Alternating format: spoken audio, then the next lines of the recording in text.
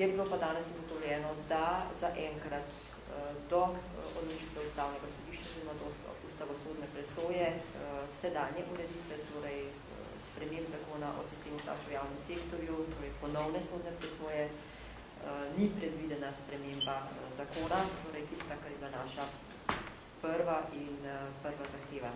Zdaj, karkoli o tem, ali bo to za sodstvo sprejemljivo ali ne, bo seveda znano v petek, ko bo o tem odločal glavni odbor.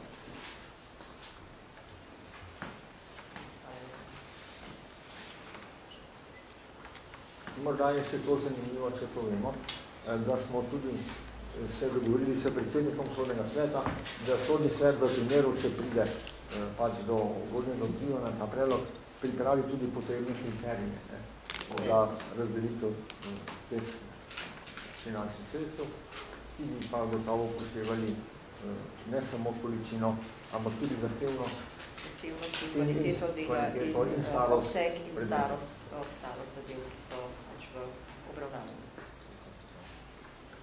Gospa Roblikova, torej stavka še vedno ni izključena? Zagotovo ne. O tem, kaj se bo dogajalo naprej, bo odločal glavni odbor v petek.